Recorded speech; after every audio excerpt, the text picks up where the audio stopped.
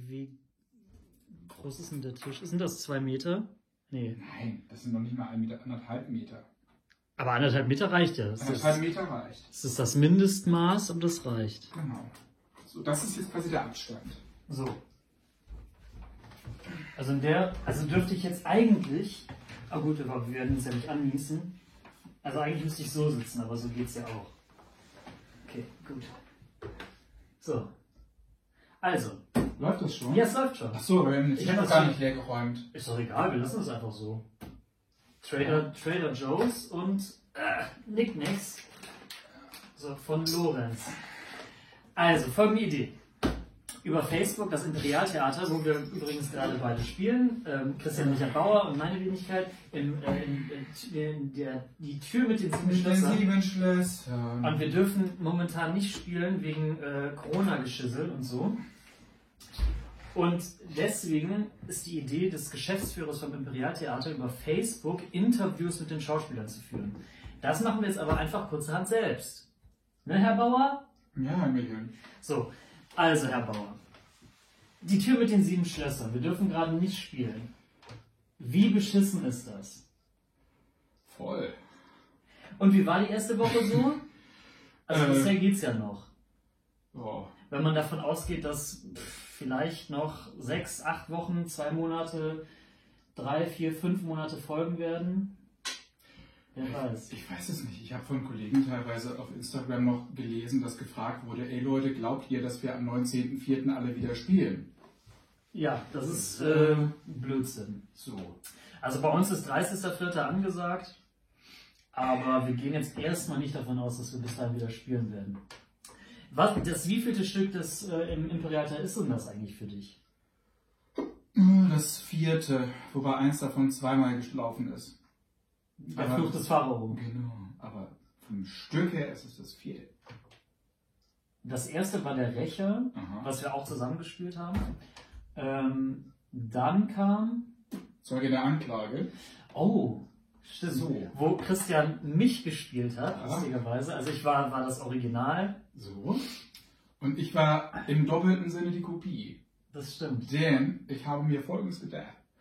Als ich meine Put-In- und Premiere-Vorstellung hatte, stand ich in der Gasse und habe mir vorher natürlich schon überlegt, ich kann nicht Herr Michel spielen. Also ich kann nicht das spielen, was Herr Michel spielt. Der Herr Michel ist ein ganz anderer Typ als wie ich. So. Und Herr Michel war aber sehr lustig und dann dachte ich, das muss ich auch. Oh, mir fällt gerade ein, apropos sehr lustig, ich habe den Timer gar nicht angemacht, weil wir wollten ungefähr bei 45 Minuten bleiben. Den mache ich jetzt einfach an. Ich weiß gleich gar nicht mehr, wo ich war. Ja, red einfach weiter. Und dann habe ich aber in der Gasse vom Auftritt beschlossen, scheiß drauf, ich spiele Herrn Michel. Und zwar nicht nur die Figur, die Herr Michel gespielt hat, ich spiele jetzt Herrn Michel. Also hast du am Tag, zu deiner eigenen Premiere, ach, da hast du erst beschlossen, du hast es gar nicht geprobt. So. Nee. Ich habe sowieso kaum. Ich hatte einen Put-In, wo ich damit beschäftigt war, zu wissen, wann ich das Glas hebe und wann ich an der Schreibmaschine sitze und wann ich auf und abtrete. Und du hast da erst beschlossen, also dafür, dass du das relativ spontan gemacht hast, war das aber ziemlich gut. Mach mal, mach mal das Körperliche, also was du auch letztens an der Bar gemacht hast. Habe ich das? Ja. Ich weiß es nicht. Ich bin halt von neutral, irgendwie so gefühlt. Zu dem gegangen. Ja. Und das ist es schon. Und das ist dann eigentlich die Figur gewesen. Und hast du dann noch die ganze Zeit so geredet? Ja. Rede ich so? Manchmal. Warte, ich nehme das hier mal weg, das nervt mich. Aber wir wissen ja jetzt, wir sind bei 1,5 Meter. Das ist ein bisschen mehr als der Tisch. Das haben wir so ein Gefühl. So. Okay, also wir wollen ja ein Interview führen. Deswegen können wir nicht random die ganze Zeit nur so rumlabern. Wie kamst du denn dazu, auch wenn ich die Antwort teilweise schon weiß oder kenne, zur Schauspielerei? Wie wolltest du das immer schon machen, oder? Weil du hast ja tatsächlich studiert, oder? Du hast doch studiert. Ich habe tatsächlich also studiert. Also nicht, ich meine jetzt nicht Schauspieler, also davor hast du schon studiert. Ja. Was hast du denn studiert? Ich habe... Mein Gott, dann muss man auch alles aus der Nase ziehen.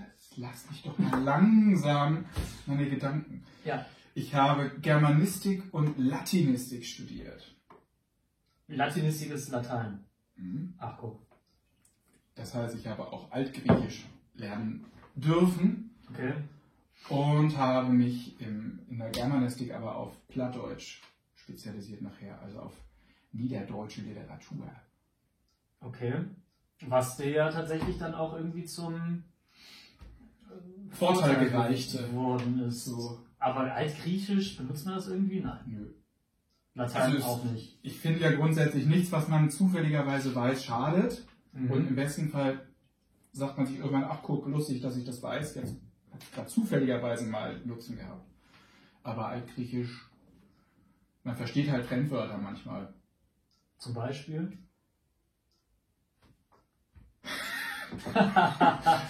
Erwischt ich.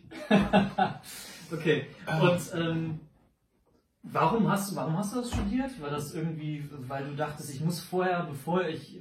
Nee, bevor war gar nicht. Also ich habe tatsächlich vorher als Kind schon ganz lange Theater gespielt. Ich habe mit 11 angefangen, eben Amateurtheater zu spielen. Erst so Weihnachtsmärchen in Rissen. In Rissen. Und dann auch Plattdeutsch und dann auch schon plattdeutsches Musical dort, alles. Ich komme aber aus keinem Theaterhaushalt oder so. Das heißt, es gab überhaupt keine Vorstellung davon, wie der Schauspielberuf funktioniert, wie Schauspielausbildung funktioniert, was da alles drumherum ist. Ich habe einfach nur gespielt. Und die einzigen Vorstellungen, die vorherrschen, war, es ist karrieremäßig sehr, sehr unsicher. Hashtag Corona, was wir gerade sehen. So, aber egal. Aber man kann jetzt nicht gerade sagen, es geht uns wahnsinnig schlecht. Uns geht es ja noch Gold. Das stimmt. So. Also anderen geht's Silber. Liebe Grüße. So. Aber da kommt noch was. Und wo war ich gerade? Was haben denn deine Eltern gesagt? Haben die nicht gedacht, ach Junge, geh doch lieber zur Bank oder so? Ja, nee, meine Eltern haben mich glücklicherweise immer in dem unterstützt, was ich wollte, egal was es war. Sie wollten nur, dass ich weiß, was ich will und das dann bitte durchziehe und das dann halt mache. Genau, also habe ich jedenfalls erstmal was Sicheres studiert. Und aber ist das sicher? Also Lehramt, also speziell Lateinlehrer, genau, ist schon sehr sicher. Da kannst du schon, zumindest war es zu dem Zeitpunkt. Aber ich habe halt gemerkt, es gab irgendwann mal so ein Erlebnis, da saß ich mit meinen Kommilitonen in der Mensa und die eine wollte das Salz haben, die andere nahm das Salz und sagte Salis. Und stellte das so rüber. Ich fand das irgendwie nerdig lustig, aber gleichzeitig dachte ich, das möchte ich nicht mein Leben lang haben. Und nee, aber wie gesagt, das Problem war einfach, dass ich keinen Kontakt hatte wirklich in die professionelle Theaterwelt. So. Und das ist erst später gekommen, weil eine Freundin von mir eine Schauspielausbildung gemacht hat und ich dort auch noch andere Leute getroffen habe und mich mehr und mehr Leute von außen getreten haben, gesagt haben, komm, das musst du jetzt machen. Das ist so. Und da habe ich auf die gehört und da habe ich vorgesprochen, bin dann wirklich quasi über Nacht, als ich dann an der Schauspielschule genommen wurde, habe ich... Es war in den Semesterferien, kam ich einfach nicht mehr zurück in die Uni. Ich hätte auch eigentlich noch irgendeine Hausarbeit machen müssen mit Kommilitonen zusammen. Die habe ich da mehr oder weniger sitzen lassen. Also du hast gar nicht zu Ende studiert? Nein. Nein. Ich habe tatsächlich vom Pensum her das Grundstudium fertig gehabt. Ich habe aber keine Prüfungen mehr abgelegt. Okay. Sonst hätte ich quasi das Grundstudium abgeschlossen. Aber nee, ich war dann halt weg. Was mir gerade eingefallen ist, als du so gewunken hast, also liebe Grüße noch an Frank Tannhäuser und die ganzen anderen Nasen vom Imperialtheater. Und was mir auch aufgefallen ist in dem Zug, dass wir die Kamera direkt vor den Kühlschrank gestellt haben, was ziemlich beschissen ist, weil wenn das Bierblech alle ist, naja, gucken wir mal. So. Okay, also du warst in dieser Amateurtheatergruppe Rissen. Wie lange warst du da insgesamt? Technisch gesehen bin ich immer noch Mitglied. Ich habe auch zwischendurch dann nochmal inszeniert sogar. Ach guck, wann denn? Unterrichtet. Das letzte Mal habe ich eine Co-Regie gemacht. Wann war das? Ich habe kein Zeitgefühl mehr. Lass es 3 Jahre gewesen sein. Wir sind auch schon eine Woche in Quarantäne, da hat man kein Zeitgefühl. So, genau. Ja. Nee, wie angefangen habe ich 1996. Und das letzte Mal wirklich gespielt dort habe ich normal 2009, glaube ich. Während der Ausbildung habe ich irgendwann aufgehört, weil ich mich auf die Schauspielausbildung konzentrieren musste. Also schon 12 Jahre? Ja. Und ich habe dann 2011 oder so habe ich noch einmal gespielt. Da ist nämlich ein Freund ausgefallen aus Gesundheitsgründen am Tag der Premiere. Und ich wollte mir die eigentlich angucken. Und dann ging das Telefon und der Vorsitzende war dran und meinte, was machst du heute? Habe ich gesagt, ja, ich komme vorbei und wollte euch zugucken. Meinte, ach, das ist ja schön. Hättest du Lust, eine Rolle zu übernehmen? Dann wurde mir das Buch also gemailt und dann bin ich hingefahren. Hier ist, ja, Huse kannst du anbehalten, wir suchen noch ein Hemd für dich und geh mal hoch, du musst übrigens noch einen Song singen, die sind eh gerade am Flügel. Und da habe ich noch kurz den Song gesungen und irgendwie mir die Textzeile in die Bühne gelegt und das gespielt. Und da habe ich dann noch einmal tatsächlich auf dieser Bühne gestanden. Aber du hast nicht mit Textbuch auf der Bühne gestanden? Nein. Krass. Was war das für ein Stück? Das hieß Einmal no Bogen, ein plattdeutsches Hafenmusical. Mhm. Aber warst du die Hauptrolle oder irgendwas? Gottes Willen. Das wäre sehr ambitioniert. Vor wie vielen Leuten habt ihr da so gespielt? In guten Zeiten vor 300 Leuten. Wie viele da gerade da waren, bei dem Stück weiß ich es nicht mehr. Ja, schon krass. Also die haben auch richtig Eintritt gezahlt, ja. Die Leute. Und da mal eben so am Tag der Premiere einspringen, ich hätte mir in die Hosen gemacht. Ich bin einmal eingesprungen, aber da hatte ich auch so ein bisschen, ich glaube, ich hatte 3 oder 4 Tage Zeit und hatte auch den Text vorher, hatte auch eine DVD von dem Stück. Ich muss aufstoßen. Aber wir hatten keine Proben, also ich konnte nicht vorher proben und ich war da schon sehr, sehr auf. Es ging alles wirklich sehr gut. Die Leute haben auch gewusst irgendwie, dass ich da so eingesprungen bin, was die nochmal angetriggert hat, bei mir mehr zu lachen als bei anderen. Aber so am Tag der Premiere ist schon heftig.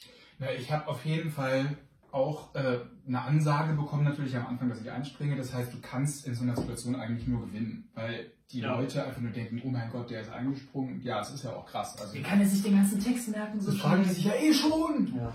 Und in dem Fall, also ich frage mich wirklich, wie ich mir das gemerkt habe. Ich stand auch hinter der Bühne, ich habe alle Seiten weggeschmissen, auf denen ich nicht drauf war. Ich habe mir sagen lassen, manche Kollegen machen das auch bei normalen Produktionen. Und hatte dann immer nur die Seiten für die folgende Szene. Oh, das war ein Seitenhieb von Herrn Bauer.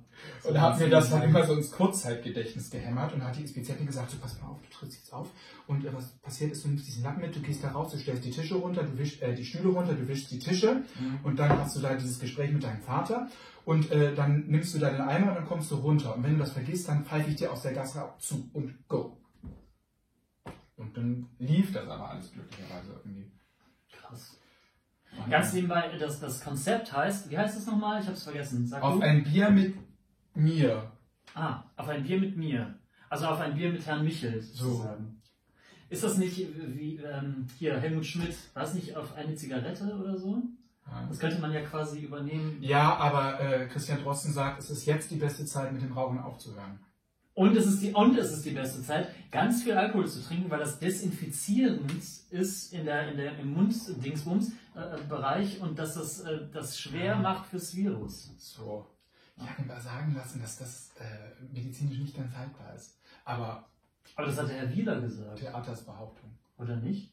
Das ist nicht Herr Wieler ist der Präsident vom Robert-Koch-Institut. Hat er das nicht gesagt? Vielleicht rede ich mir das auch nur so aus. Okay. Und dann bist du wann bist du auf die Theaterschule, Schauspielschule gegangen? 2009. 2007? Ach guck. Und die gingen 3 Jahre. Und dann war dein erstes Engagement, war das Frikadellen? Ja! Wow. Guck. Recherche. Ohne mich vorzubereiten, habe ich das gewusst. Nee, mein erstes Engagement war das Stück mit dem wunderschönen Titel Frikadellen. Ja. Am Mecklenburgischen Staatstheater in Schwerin, an der plattdeutschen Sparte, am niederdeutschen Schauspiel, der Fritz-Reuter-Bühne, liebe Grüße. Who cares? Nee, weiter. I do. Und das ist passiert, weil wir unser Abschlussstück gespielt haben an der Schauspielschule und da Diana Anders, damals noch von der ZAV, mich gesehen hat und direkt gesagt hat, bewirb dich doch mal in Schwerin. Das musst du wissen, ich habe keine Ahnung. So. Und ja, ich bin der Germanist. Und dann habe ich da vorgesprochen und wurde da genommen, schwupps war ich in Schwerin. Frikadellen, von wem ist denn das? Nicht sagen. Ich habe keine Ahnung, ich frage dich. Ich bilde mir ein Fritz Hagmeister, heißt der so? Müsste es jetzt googeln. Ich hatte lange Zeit das Plakat hier hinten in der Küche noch hängen, aber mittlerweile nicht mehr. Ich glaube, er heißt Fritz Hagmeister. Ach so, übrigens, stimmt. Wir sind in der Küche von Herrn Bauer. Ja. Nicht, dass ihr euch wundert, wo wir hier eigentlich sind. Also das ist übrigens, dieser Tisch ist ist der Schreibtisch von Nathalie Selig und Andreas Kriegenburg gewesen. Ach! Die als die von mir schmerzlich vermisste Intendanz von Michael Kuhn am Thalia Theater zu Ende ging, nach Berlin umzogen und denen wir beim Umzug geholfen haben. Und so ist dieser Tisch in diese Wohnung geraten. Also selbst dieser Tisch ist aus einer Künstler... So. Krass. Genau. Guck mal an. Ja, und da oben hängt übrigens ein Plakat, das ist wahrscheinlich nicht im Bild, von einer Inszenierung von Andreas Kriegenburg mit unter anderem Nathalie Selig. Onkel waren ja im Thalia Theater. Aber es ist nicht im Bild, also ich glaube, wir sind hier raus. Aber manchmal ist Fantasie auch. Ja, also da hängt ein wunderschönes Plakat von Onkel Vanya. Mhm. Okay, also ist Frikadellen kein besonders berühmtes Stück? Nee. Okay. Der Originaltitel ist allerdings Nette Pasteten. Vielleicht ist dieser Titel dem einen oder anderen geläufig. Nette Pasteten? Ja. Worum geht's denn da? Also das Sujet ist eigentlich noch ganz lustig. Es ist eine Geburtstagsfeier im Haus eines pensionierten Postbeamten und es gibt wie in jedem klassischen Volksstück die Tochter, den jugendlichen Liebhaber, den der Vater nicht will, den, von dem der Vater will, dass sie ihn heiratet. Dann gibt es eine reiche Erbtante, die zu Besuch kommt. Es gibt irgendwie den Dorfgendarm und noch so einen Typen, der vom Gesangsverein ist und immer singt. Und dann lesen sie in der Zeitung, dass im Nachbardorf die Leute gestorben sind an vergiftetem Hackfleisch, abgelaufen, an Gammelfleisch, basically. Mhm. Und sie essen ja gerade alle Frikadellen auf dieser Geburtstagsfeier und jetzt glauben sie alle, das Hackfleisch ist auch Gammelfleisch und müssen alle sterben. Das ist also die Pointe zur Pause. Und dann machen sie alle ihre Testamente und bereuen ihre Sünden und versöhnen sich und es kommen Streitigkeiten ans Licht und am Ende kommt raus, nein, ist alles gut, sie müssen gar nicht sterben. Also es geht darum, wie so wie der Firnis des Geburtstages langsam zerbröckelt. Aber das war schon auf Platt, oder was? Das war auf Platt, aber auf Mecklenburger Platt. Das musste ich mir dann dafür drauf schaffen. War das schwer? Nee, es war an sich nicht schwer. Aus heutiger Sicht hätte ich es aber bestimmt noch besser machen können, weil ich mittlerweile mehr über Mecklenburger Platt weiß und man hat mir eigentlich zu viel durchgehen lassen. Okay. Also die Mecklenburger stolpern zum Beispiel nicht über den Spitzenstein wie wir Hamburger. Ich habe das aber gemacht, weil ich das als Hamburger mache auf Platt und hätte mir mehr sagen müssen. Aber ich hätte es auch nicht gehört. Okay. Also hast du quasi mit deinem ersten Stück, warum sage ich quasi, ich hasse dieses Wort, mit deinem ersten Stück schon Platt gespielt. Und das hat sich eigentlich bei dir so durchgezogen irgendwie, ne? Also nicht komplett, aber ziemlich. Also das war das erste Stück, was ich gespielt habe, wobei dazu parallel schon vorbereitet war und vorbereitet wurde, dass ich auch am Unsorgtheater spielen würde. Ich habe also immer von den Proben in Schwerin versucht, mit dem Unsorgtheater zu telefonieren, was zeitlich mal ein bisschen schwierig war. Und dann habe ich Brandstiftung, das letzte Stück am alten Unsorgtheater noch gespielt, bevor wir das verlassen mussten. Und dann den Sommernachtstraum, das erste Stück am neuen. Und das war natürlich auch alles Plattdeutsch. Und folgende Engagements ergaben sich daraus. Dann hat Heidi Mahler mich mitgenommen nach Bonn, mitgenommen nach Braunschweig. Und so, dann habe ich den von uns heißgeliebten Frank Tannhäuser auch am Unsorgtheater kennengelernt. So kam ich ins Imperialtheater. Bei was für eine Produktion? Bei La Cage au Foll, ein Käfig voller Narren, auf Plattdeutsch Stadt nahen Hus. Ein wunderschönes Musical von Jerry Herman, das wir dort 2015 gespielt haben. Okay. Und mitgenommen nach Braunschweig heißt, wie heißt das? Komödie am Altstadtmarkt, wie heißt das, ne? Genau. Okay, was habt ihr da gespielt? Da haben wir das Stück Ein Ritter zum Verlieben gespielt, das zuvor unter dem Titel Der Ritter aus Taiwan von uns in Bonn gespielt wurde, am Kontrakreistheater, auch ein sehr schönes Theater. Warum wurde das geändert, der Titel? Weil man glaubte, der Titel zieht besser, wahrscheinlich. Der Ritter aus Taiwan und dann? Ein Ritter zum Verlieben. Aha. Ich mochte den ersten Titel. Ich fand Der Ritter aus Taiwan total cool. Ich fand das Kind total exotisch, fantasymäßig. Aber alle haben offenbar immer nur gedacht an Made in Taiwan. Okay. So war es auch gemeint. Das war irgendwie eine Pointe in dem Stück. Aber ich fand das klingt trotzdem cool. Der Ritter aus Taiwan. Ein Ritter aus Taiwan zum Verlieben. Hätte man auch machen können. Hätte man, ja. Oder ein Ritter zum Verlieben, der aus Taiwan kommt. So. Warum kommt er eigentlich aus Taiwan? Kann er nicht auch aus China kommen oder aus ja, der Gag war tatsächlich Made in Taiwan, weil das halt kein richtiger Ritter war. Weil die Ritterrüstung Made in Taiwan war. Irgendwas in die. Du hast jetzt zweimal mit Heidi Mahler gespielt, oder? Nee. Also in 2 Produktionen. Öfter? Mit Heidi Mahler habe ich gespielt Brandstiftung am Unsorg-Theater, Endlich Alain am Unsorg-Theater, dann Der Ritter aus Taiwan, Schrägstrich Ritter zum Verlieben, kann man sagen, sind 2 oder eine Produktion, wie auch immer, das ist dasselbe Stück. Dann Silberhochtit, When We Are Married von Priestley, auch am Unsorg-Theater. Und war noch was? Jetzt Tratsch im Treppenhaus, davor Ein Mann mit Charakter am Unsorg-Theater und auf Tournee. Wenn ich jetzt nichts vergessen habe, sind das 6 Produktionen. Oh, du machst so. Ich kenne eigentlich nur Leute, die so machen. Ja, das ist, weil ich so international bin. Wahnsinn. Ja. Kennst du dieses mit, was machen die Amis? Wie ist denn das nochmal? Das ist doch in Glorious Bastards, diese Szene. Ja. Dass der eine macht so, aber eigentlich... Nee, warte mal, wie war denn das? Das ist beim Ziel. Wie ist denn das? 1, 2, 3. Und dann greifen wir nämlich um. Wir machen dann 4. Ah, okay. Das machen wir. Und die Amerikaner machen? 1, 2, 3, 4, 5? Ich weiß es nicht. Ich weiß es nicht. Das ist auch total bescheuert. Ach, doch schon so viel. Wie viele Stücke hast du denn überhaupt insgesamt schon gespielt? Weißt du das? Das müsste ich jetzt nachlesen. Ist sowieso die Frage, ob ich die Amateurtheaterstücke aus meiner Kindheit mitzähle. Auf keinen Fall. So. Aber auch dann müsste ich jetzt sehr lange zählen gerade. Aber sind es schon über 20 Stücke? Wir scheinen da gar nichts raus. Das ist alles live.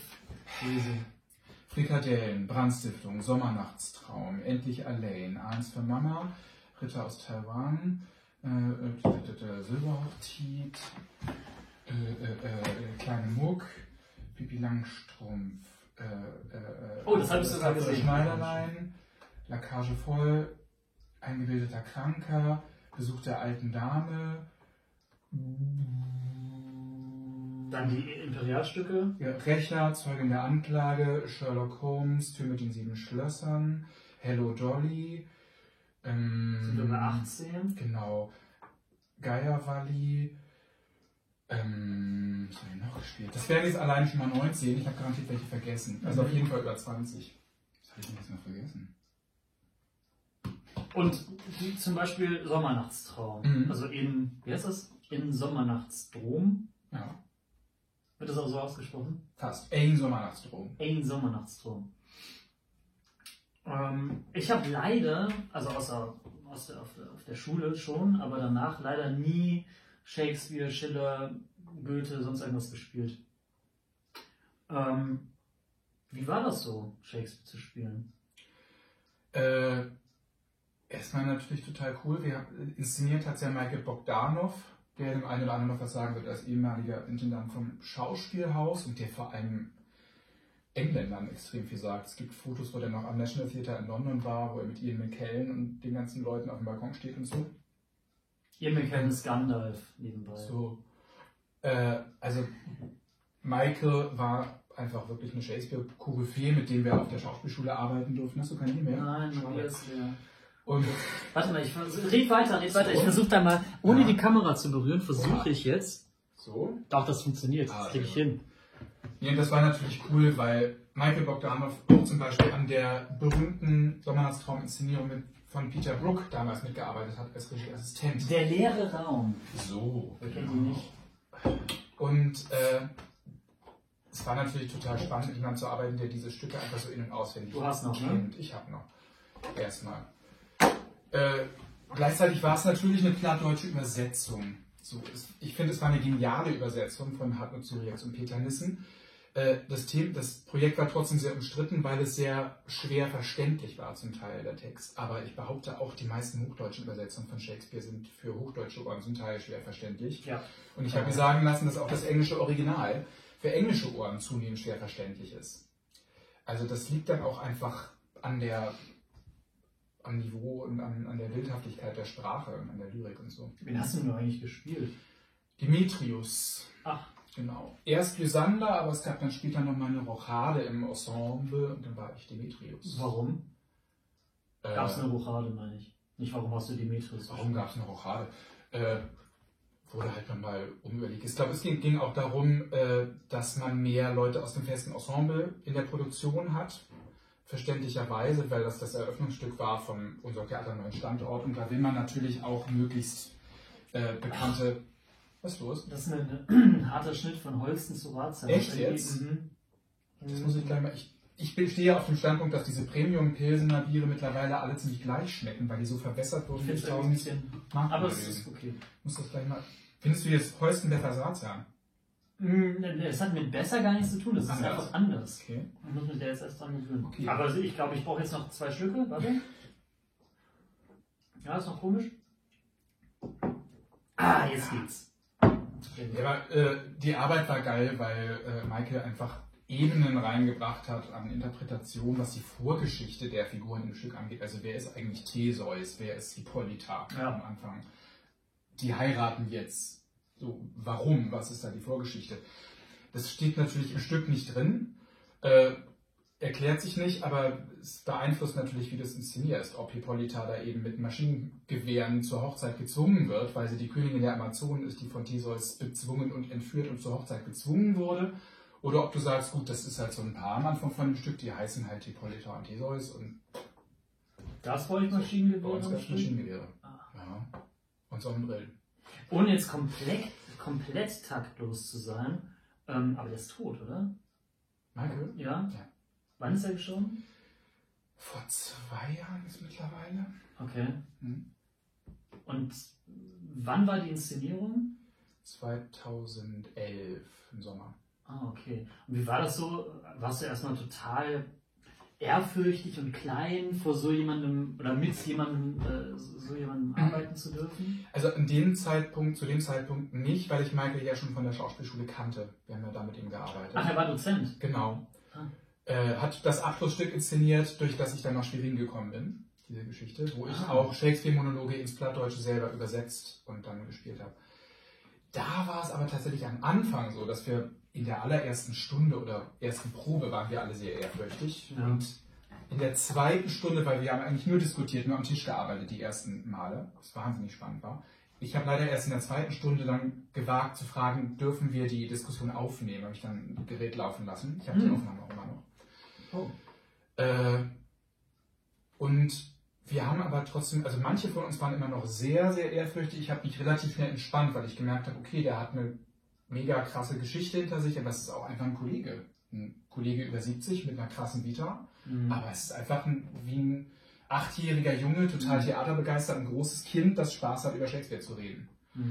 Und der sich auch freut, wenn man genauso normal und locker mit ihm redet. Meine beste Freundin damals an der Schauspielschule hat dann auch mit Michael privat einen Monolog gearbeitet, hat ihn einfach gefragt, hast du Bock, das zu machen? Ich habe gesagt, ja. Haben die sich morgens vor der Schule in der Schauspielschule getroffen, diesen Monolog gearbeitet. Und dann kam unsere Direktorin rein und meinte, aha, was machst du denn hier schon so früh? Meinte sie, ja, ich habe hier einen Monolog gearbeitet mit Michael. Sagt sie, mit wem? Ja, mit Michael. Bogdanov.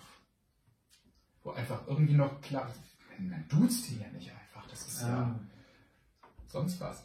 Ja, aber deshalb war das dann Sommernachtstraum für mich ein Wiedersehen. Es war ganz toll. Ich hatte jetzt ein Stück da gemacht und da war es total cool, mit Michael da wieder zu arbeiten. Und hast du dann später irgendwie jetzt in deiner Karriere gedacht, ich würde eigentlich gerne noch mal länger am Tisch sitzen und arbeiten, als direkt auf die Bühne zu gehen und irgendwas zu machen? Das hängt vom Stück ab. Also man muss da immer so den Absprung schaffen, weil ich ein großer Freund von aktiver Analyse bin, dass du wirklich im Spiel guckst, wie das funktioniert, aber trotzdem gibt es Stücke, wo du einfach darüber reden musst, worum es eigentlich geht, wer die Figuren sind. Gerade wenn das jetzt nicht irgendein Boulevardstück ist, ohne das irgendwie niedermachen zu wollen, aber wo relativ klar ist, gut, das ist halt der Vater, das ist die Tochter, die haben eine Affäre und der hat Angst um seine Steuer, was auch immer, und es ist relativ basic, was du da spielst, sondern es gibt viel mehr Unterbau und Hinterbau. Und das, finde ich, muss man besprechen. Man kann es auch. Mir ist gerade noch ein Stück eingefallen, was du gespielt hast, was du noch nicht aufgezählt hast. Patrick 1,5. Patrick 1,5 habe ich gespielt, genau. Ja. Das habe ich jetzt gerade am 10. März nochmal gespielt, kurz bevor der Corona-Pause. Und da, die Vorstellung wäre schon fast gekippt. Die stand schon auf der Kippe. Wo war das nochmal in Stuttgart? In Wernau, bei Stuttgart. Okay. Das ist Wernau. Die wollten sie absagen, da hat der Chef sich aber quergestellt und gesagt, also wenn sie es absagen, müssen sie es auch bezahlen, weil das kann ich jetzt gerade nicht mehr. Ja. Da haben wir es noch einmal gespielt. Das ist ein Stück, das habe ich jetzt insgesamt 5-mal gespielt. Ich bin einmal eingesprungen, vor 1,5 Jahren oder was, im November, für eine Vorstellung. Da habe ich dieses ganze Stück, es ist ein 3-Personen-Stück, entsprechend viel Text pro Rolle, auf der Zugfahrt dahin gelernt. So. Ging dann irgendwie. Hattest du eine DVD oder irgendwas? Ich hatte eine DVD, ja. Die habe ich mir dann gerippt und aufs Handy gezogen. Dann konnte ich im Zug wirklich immer das Stück gucken, Pause und mitlesen und Notizen machen und Eintragungen machen und so weiter und dann mal pausieren und im Buch wieder rekapitulieren. Aber ihr hattet keine Probe großartig vor der ersten? Nee, wir haben uns vorher getroffen an einem anderen Ort und haben einmal Text gemacht, der saß, nach dieser Zugfahrt. Ich weiß selber nicht, wie ich das gemacht habe. Und dann haben wir es einmal trocken durchgestellt, ohne Bühnenbild, ohne Requisiten, nur mit 3 Stühlen oder so. Und das ging dann alles, ich wusste alles, auch von der DVD. Und es gab nur das Problem, als dann die Vorstellung war, wir hatten keine Zeit für einen kompletten Durchlauf im Bühnenbild, dass ich wusste, an einer Stelle musste ich zum Sofa gehen und so eine Spieluhr holen, so ein Plüschtier, das eine Spieluhr war, und die aufziehen. Und ich wusste, genau, klar, jetzt kommt die Stelle, du gehst zum Sofa, holst die Spieluhr, ich drehe mich um und auf dem Sofa liegen jetzt aber so gefühlte 80 Kuscheltiere. Und ich wusste jetzt halt nicht, welches die Spieluhr ist. Und das Problem hatte ich jetzt nicht in der Probe vorausgesehen. Ich habe dann irgendein Kuscheltier genommen. Zum Glück kam die Spieluhrmusik vom Band und nicht wirklich aus dem Plüschtier. Dann war es nicht so dramatisch. Hattest du mal so einen richtig krassen Blackout auf der Bühne? Richtig krass. Ich hatte manchmal so einen Mikrohänger, meistens wenn man Scheiße macht. Wenn man sich irgendwas ganz Witziges überlegt hat hinter der Bühne und sagt, jetzt sage ich gleich den Satz und das wird den Kollegen total irritieren. Und dann irritiert es niemanden außer einen selber. Aber dann weiß ich meistens nicht mehr, welcher Satz jetzt kommt, aber ich weiß den nächsten oder den übernächsten. Es geht dann irgendwie weiter oder er fällt mir nach einer Zehntelsekunde ein, die sich anfühlt wie 5 Sekunden. Aber ich hatte tatsächlich zweimal wirkliche Hänger, wo ich richtig Panik hatte. Beide Male im Musical, sowohl in La Cage Folle als auch in Hello Dolly, im Song. Das wirklich während des Gesangs in meinen beiden großen Nummern plötzlich der Text weg war. Und ich habe für eine Phrase nur noch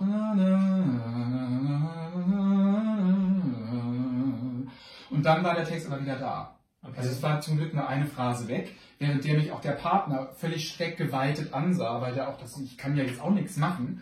Und ich dachte, ich komme doch nie wieder rein. Aber es war zum Glück nur eine Zeile, die weg war. Aber es ist doch dann irgendwie lustig, wie sich denn der Körper oder der was auch immer dann doch wieder irgendwie erinnert, hey, du brauchst nur das und das zu machen und alles wird gut. Ich hatte das auch, Gesangsprüfung an der Schauspielschule damals. Stand ich auch in der Gasse für meinen einen Song und dachte plötzlich, ich weiß nicht mehr, wie es anfängt. Ich weiß den Text nicht mehr. Ist weg.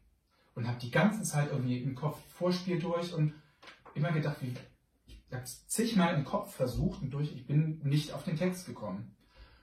Und da habe ich gesagt, okay, du wirst ihn aber gleich wissen, wenn du nicht mehr drüber nachdenkst. So war es dann auch. Also ich bin da einfach aufgetreten und habe angefangen zu singen, der Text war komischerweise da. Ich hatte das mal bei einer Gesangsprüfung, dass ich einen kompletten Blackout hatte und danach auch sehr unseriös reagiert habe, indem ich hatte, warum auch immer, so weiße Handschuhe an.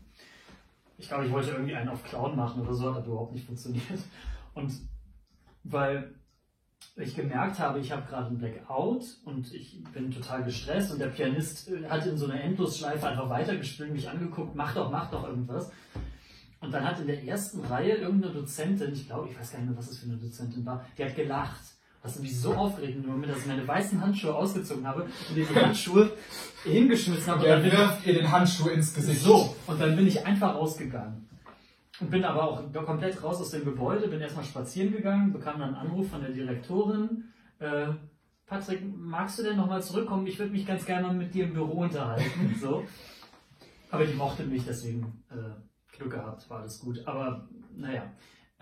Hast du mal gedacht, bei so einer Produktion, also gab es, also jetzt in beide Richtungen, gab es mal den Gedanken, geil, die Rolle habe ich komplett genailt, das ist so geil, was ich da gerade mache. Und in die andere Richtung gab es mal irgendwie eine Rolle, wo du dachtest, boah, bitte lass das so wenig Leute wie möglich sehen, das ist der letzte Schrott, was ich gerade mache. Nicht nur, was ich gerade mache, sondern die komplette Inszenierung ist totaler Scheiß. Du musst jetzt keine Namen nennen, aber gab es das schon mal? Ich überlege gerade, der erste Teil, gab es mal was, wo ich das Gefühl habe, das ist jetzt quasi besser geht's nicht, das habe ich komplett genailt jetzt.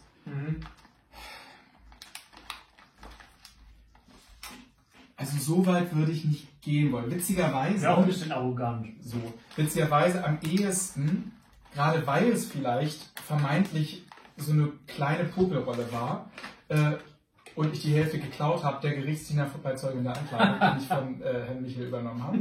Da hatte ich das Gefühl, so wie es jetzt ist, auf die Weise, wie es entstanden ist, wüsste ich gerade, gibt es keinen Moment, mit dem ich nicht happy bin, was ich da gerade spiele und wie es funktioniert. Das sagst du doch jetzt nur, weil ich hier sitze. Wieso, das habe ich ja schließlich dann von dir alles weiterentwickelt. Aber es war auch schon es war schon nah an der Perfektion, deswegen du konntest kaum noch was falsch machen eigentlich. Nee, also das ist, aber eben auch, weil das eine Rolle ist, wo du beim Lesen erstmal denkst, was soll man da jetzt draus machen? Das ist ja einfach eine reine Funktionsrolle, die überhaupt keine... Ja. Aber es ist nicht so. Ansonsten gibt es immer Sachen, wo man sagt, okay, also ich war bestimmt auch mal stolz auf Sachen. Ich habe wirklich unheimlich gerne Hello Dolly gespielt und ich war auch stolz darauf. So. Aber ich würde niemals so weit gehen, das war jetzt komplett genailt und besser geht's nicht. Also es geht auf jeden Fall noch viel besser an vielen Stellen. So. Und also eine Rolle, wo ich jetzt sagen würde, das habe ich jetzt so gemacht, wie ich es nie wieder besser kann, wie es nicht besser geht. Nee, das glaube ich nicht. Ich habe auch das Gefühl, dann wird man wahrscheinlich aufhören. Das Gefühl, es gibt keine Stelle mehr, an der man noch irgendwie kämpft und noch arbeitet. Und dann sagt, ja, das läuft jetzt. Dann ist ja irgendwie auch keine Gefährlichkeit mehr da. Und umgekehrt, wo ich dachte, das habe ich jetzt komplett verkackt. Hoffentlich guckt das keiner an. Also ich habe definitiv Stücke geguckt, wo ich nicht wild drauf war, Leute einzuladen und auch weniger Leute angesprochen habe, ob sie vorbeikommen. Du meinst Stücke gespielt? Stück gespielt, habe ich geguckt, gesagt, ja. Lagerkoller. Also das gab es, da nenne ich jetzt keine Titel. Und ansonsten, ich weiß es nicht.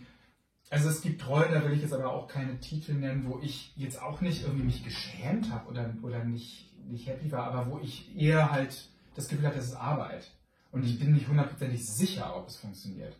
Wobei ich glaube, manchmal sind das gerade Rollen, die gut sind, wo man selber nicht das Gefühl hat, ich bin total geil und ich weiß genau, wie das läuft. Und man ist total unsicher und deshalb arbeitet man jeden Abend an jedem Moment neu, weil man nicht glaubt, ihn schon zu haben. Und dann weiß ich nicht. Aber das ist... Aber es liegt dann meistens an den Rollen und nicht daran, dass du sagst, okay, da habe ich mich irgendwie bei den Proben, da hatte ich irgendwie keinen Bock oder so. Kann ja auch mal passieren, dass man irgendwie eine Produktion hat eigentlich gar nicht so richtig Lust darauf, aber man macht es trotzdem. Nö, Bock habe ich immer. Also wenn ich arbeite, arbeite ich auch. Also es gab noch nie eine Produktion, wo ich zur Probe gehe und auf der Probe sage, ich mache jetzt nur dies nach Vorschrift. So. Es gibt Produktionen, wo ich quasi noch mehr über das Übliche hinaus mache, wo ich irgendwie noch zig Stück Vorlagen lese, wenn es eine Romanvorlage gibt, wenn es Verfilmungen gibt. Das stimmt übrigens. Christian ist immer, wenn wir zum Beispiel einen Edgar Wallace im Imperialtheater proben, ist Christian einer der wenigen, vielleicht sogar der einzige, außer Frank Tannhäuser, der den Roman gelesen hat. Ich habe noch nie einen Edgar Wallace Roman gelesen und ich werde einen Teufel tun. Also die Tür mit den 7 Schlössern ist sogar durchaus lesenswert. Der ist gar nicht so schlecht, der Roman. Ist das so? Ja, den kann man wirklich gut lesen. Ich habe Ausschnitte aus den Filmen gesehen.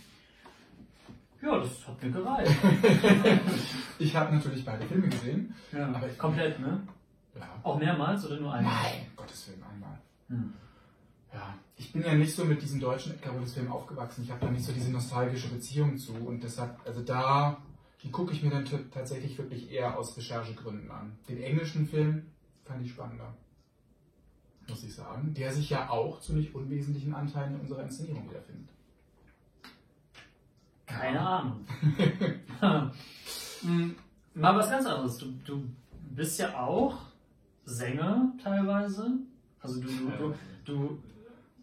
naja, sagen wir mal so, du bist jetzt kein Sänger im Sinne von, hey, ich habe schon 3 Alben und so rausgebracht. Ja. Also du hast noch nicht mal ein einziges Album rausgebracht.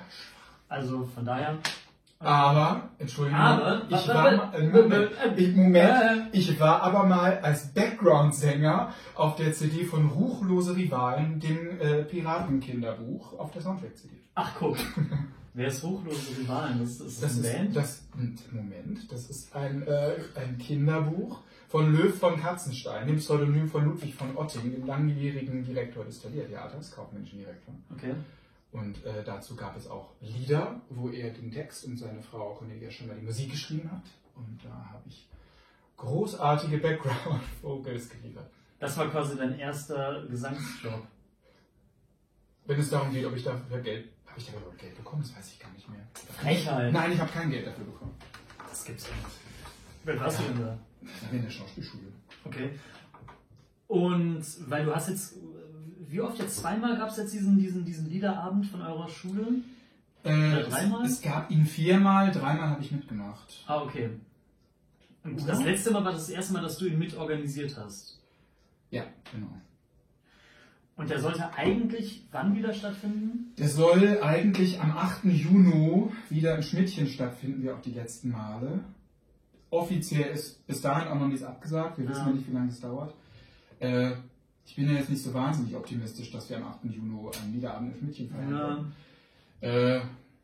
Aber wer weiß. Also ich versuche mich da jetzt gerade weder pessimistisch zu zerfleischen, noch optimistisch an irgendwas zu klammern, sondern... Genau. Und falls es stattfinden sollte, auf jeden Fall hingehen, weil ich habe den letzten gesehen und das Niveau war mal... Also Rainer, ich hab neben Rainer gesessen, unserem Barmann vom Imperialtheater, und wir haben beide gesagt, leck mich am Arsch. Das war so O-Ton, was wir zu diesem Abend gesagt haben, weil es war wirklich, wirklich gut. Also es war fast einschüchternd gut. Also da war zum Beispiel, wie heißt die, diese eine Kollegin, die auch in der Oper... Also Felicitas Briest. So. Die hat die Königin der Nacht gesungen, wo man ja grundsätzlich... Oder? War doch so, ne? Sie hat nicht die Königin der Nacht gesungen, aber sie hat an einer Stelle die Königin der Nacht zitiert, sozusagen. So, genau. Ja. Stimmt, dieses... Genau. Und das war schon verdammt gut. Du bist jetzt auch nicht so schlecht. Nee, das war schon wirklich gut. Und, ich weiß nicht, darf ich das überhaupt erwähnen, dass du an einem Programm arbeitest? Ja, darf man das sagen? Ja, ich glaube, das darf. Komm, hau raus. Sag es. Was ist es? Ich soll es jetzt sagen. Ja, sicher. Ich arbeite derzeit, und dafür kann ich ja jetzt diese unfreiwillige Kreativpause nutzen, an einem Jopi Hesters Solo-Programm für 2021. Für 2021? Genau. So.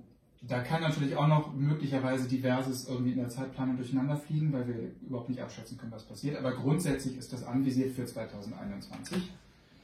Mit dem lieben Kollegen Stefan Leonhardt, den ich auf der Tournee mit dem Unsorg-Theater von Immer mit Charakter kennen und lieben gelernt habe. Und ich habe hinter der Bühne immer Jopi Hesters imitiert und alle damit zu Tode genervt.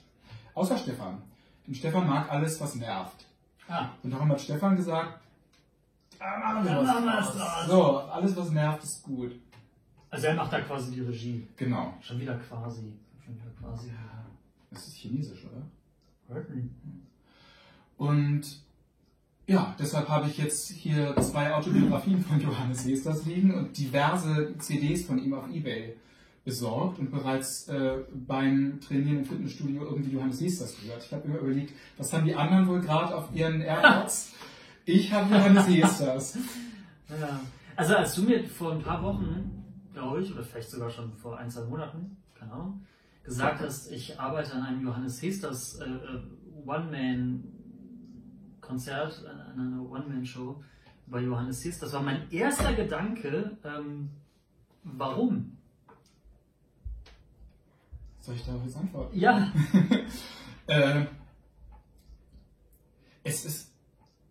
Also entstanden ist es aus Rumalbern, weil Johannes Hesters natürlich zwar durchaus nicht nur der alte Johannes Hesters, man kennt ja nur diesen alten Greis, diesen Dinosaurier, aber der hat ja durchaus mal eine Karriere als junger Schauspieler gehabt, so, das vergisst man ja.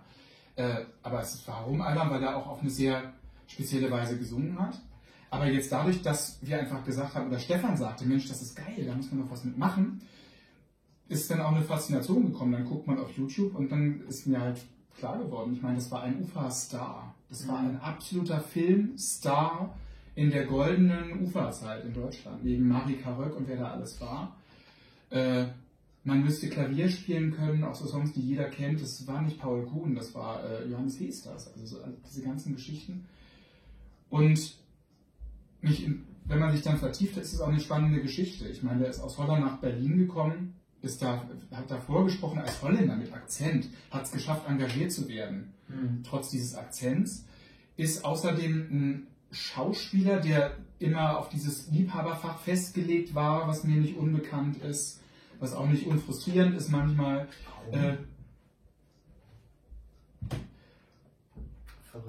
Ein Schauspieler, der auch singt und so, also der war Schauspieler, der war kein Sänger von der Ausbildung eigentlich her, der war kein Operettensänger, der war ein ausgebildeter Schauspieler, aber halt einer, der viel gesungen hat, weil er gesagt hat, Mensch, du singst gut, mach doch was mit Gesang. Und dann war er halt da und hat diese ganzen Liebhaberrollen gespielt und gesungen.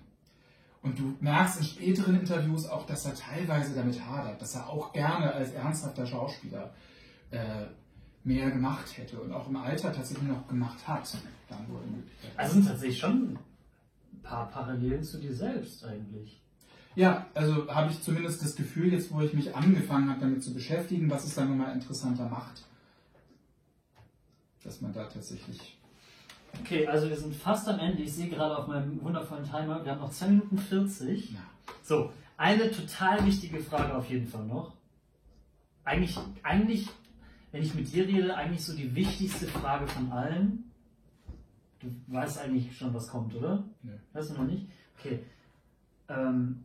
Wachs, Gel oder Haarspray? Wachs und dann Haarspray. Wirklich? Ja. Sollte man jetzt heute nicht denken. Das ist meine Quarantänefrisur. Aber da ist ja jetzt kein Haarspray drin. Da war mal Haarspray drin, heute Morgen. Oder? Ach, wirklich? Ja. Obwohl du weißt, wahrscheinlich werde ich heute nicht rausgehen, trotzdem Wachs und Haarspray. Also erstens, das Wachs und Haarspray, das dauert ein paar Sekunden. Das ist jetzt keine aufwendige Routine. Aber ich mache grundsätzlich, also wenn ich jetzt ins Bad gehe, dann mache ich das Gleiche jeden Tag. Also ich habe keine Sonderroutine. Ich finde es schon ziemlich witzig, dass du die Frage überhaupt ernsthaft beantwortest. Ich dachte, ich kriege jetzt irgendwie nur einen doofen Blick und das war's. Nee, das wäre ja langweilig. Also du bist, okay. Also ist das wirklich tatsächlich so ein, ich war duschen und jetzt mache ich Wachs und dann Haarspray. Also das ist eigentlich so ein... ja, das ist so wie Zähneputzen, also ich mache das halt. Ah, okay. Weil Herr Bauer sehr oft, sehr gerne auf seine Haare angesprochen wird. Und es auch tatsächlich schon mal vorkam, zumindest im Imperialtheater, dass eine Schulklasse war das, ne? Und dann so ein Mädel gefragt hat, darf ich deine Haare anfassen? Darf ich da mal anfassen? So. Hast du sie anfassen lassen? Ja. Oh, ich weiß gar nicht, ob das jetzt in so eine Richtung geht, aber volljährig war die noch nicht, ne? Nee. Aber es waren nur die Haare. So. Ja. Nee, Glück gehabt. Okay, so, wir haben noch 54 Sekunden, 53, 52. So. Also, das war's. Es hat mir sehr viel Spaß gemacht. Es hat gar nicht wehgetan. Es hat sehr viel Spaß gemacht. Ich bin sogar mit dem einen Bier hingekommen. Ich habe mein zweites, Ratsherrn. Also, Herr Bauer spielt hoffentlich bald wieder im Imperialtheater Die Tür mit den 7 Schlössern. Ich bin auch dabei. Tut mir leid. Und wir hoffen sehr, dass wir bald wieder spielen können. Ansonsten durchhalten. Gibt ja nichts, bringt ja nichts so. Ne? Was soll man machen? So, alles klar. Also, abbrechen. Timer zu Ende. Tschüss. Möchtest du noch was zum Abschluss sagen? Ach so, brauchen wir noch ein Schlusswort oder sowas? Sollen wir irgendwie, brauchen wir noch was sagt man denn so? Also, wie ist das jetzt nochmal? Auf ein Bier mit mir. So.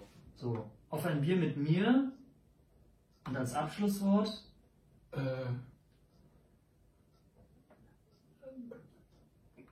Die Bar mit den 7 Fässern. Die Bar mit den 7 Fässern im Imperialtheater. Bald wieder für euch. Tschüss! So.